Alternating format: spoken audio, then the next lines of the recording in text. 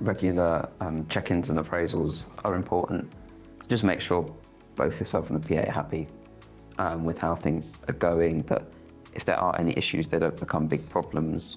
Yeah, you discuss any issues as they come up, not leaving it until maybe it sort of boils over or you get frustrated with each other or snap, which can obviously have a negative impact on the support that the PA can provide.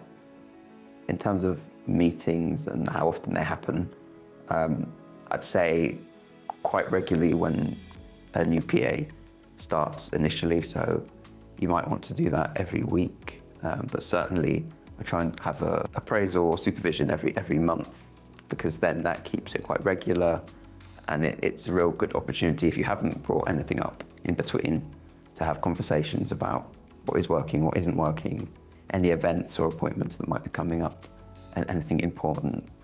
I think the best way to do supervision is actually as you go along and not necessarily leave it up until a review. So bring up any issues and then you can go over them in the review, because the longer you leave it, potentially it becomes more of a problem, and actually it might be just a minor adjustment or just a bit of feedback that just makes the PA think, oh, okay, I can change my behaviour or I can change how I approach something.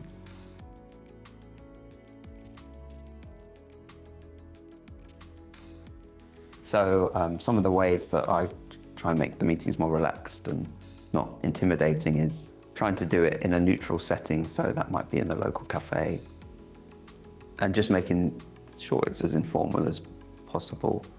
Sometimes I might do it in my home, but again, same sort of thing, making sure they're as comfortable as possible, because it can be potentially a bit intimidating. In terms of giving feedback to a PA, I mean, it can be quite difficult, but I think it's trying to get over that and just get to the point about what might have an impact on you, because it might be something that your PA is also thinking about as well. Yeah, inviting your PA to give feedback is important because it enables that two-way conversation, because ultimately you want that relationship to work and to iron out any issues you might have, or maybe come to an agreement that perhaps it's not going to work out in the long run. But yeah, I suppose reminding them that it's a safe space to bring up issues, but also that they can bring them up in between any supervision and appraisal you might have. So to guide supervision meetings, I do use an Excel spreadsheet where I've written out notes of the points I want to cover and reminders of things that I need to go over.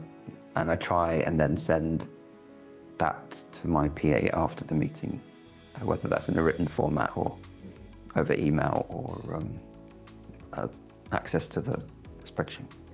It's trying to do it in a way that is, I want to say, like systematic. So you have your notes in front of you and always frame it in a way that it's about trying to make sure you're supported in the way that you want to be.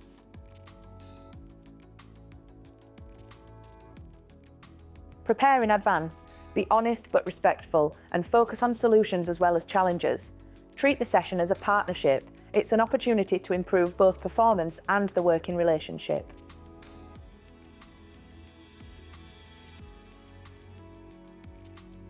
It's things around like making sure you ask the PA how things are going in the job, if they've noticed any changes in your condition or anything that's concerning them, and then making sure you also ask about any leave that they might have coming up or events that are happening, and then move on to more the review and specific points that you might be concerned with or that you want to give feedback on.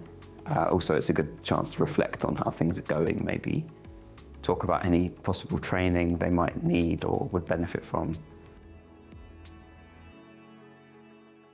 In one supervision, my employer suggested a more structured way to prioritise completing tasks. Implementing that method improved efficiency and reduced last-minute pressure, which made both my work and the workflow smoother. So yeah, supervision and appraisal helps build a better relationship, because you're in constant communication with each other. You're sort of having an open dialogue about what's working, what's not working, how things could be improved, any important changes. And mostly it's just so that you ensure that the PA is supporting you in a way that works for you based on your care plan and your specific needs.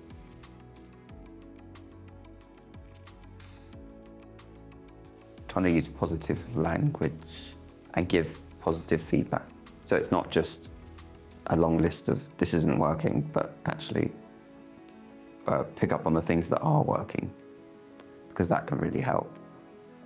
So it doesn't feel like you're nagging your PA, but you're actually trying to promote, I suppose, their growth as well as them being able to support you.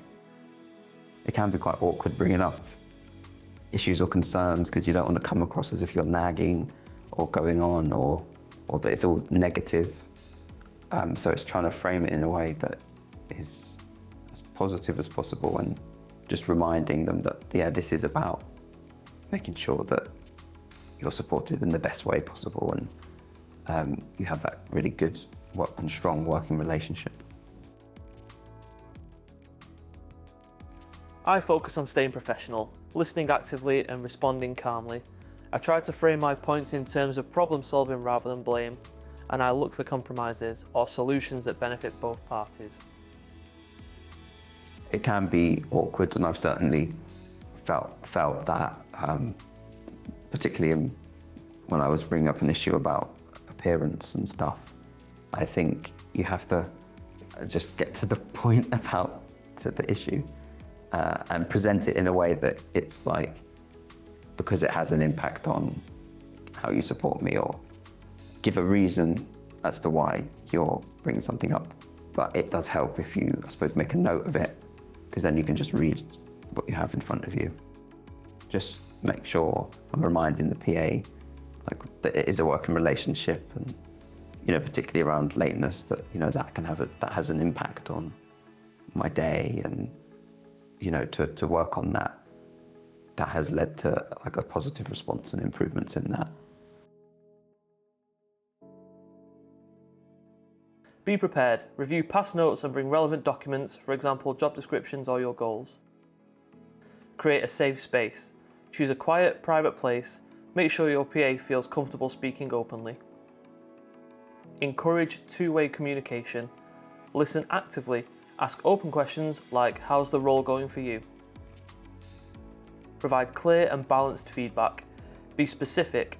Praise what works and focus on the behaviours when giving constructive feedback. Set achievable goals together. Agree on clear goals, for example, skills, communication, routines, or safety. Record the conversation. Write down key points and agreed actions. Share a copy if appropriate. And follow up. Check in regularly, not just once a year. Offer help or training as needed.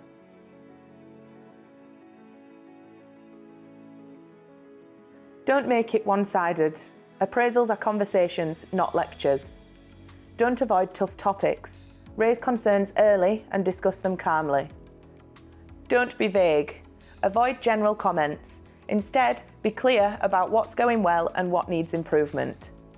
Don't save everything for the appraisal. Talk regularly. Don't wait for problems to build up. Don't just criticise. Offer support or solutions if improvement is needed. Don't dismiss the PA's views. Listen and be open to their feedback as well. Don't break confidentiality. Keep discussions private unless there are safeguarding concerns.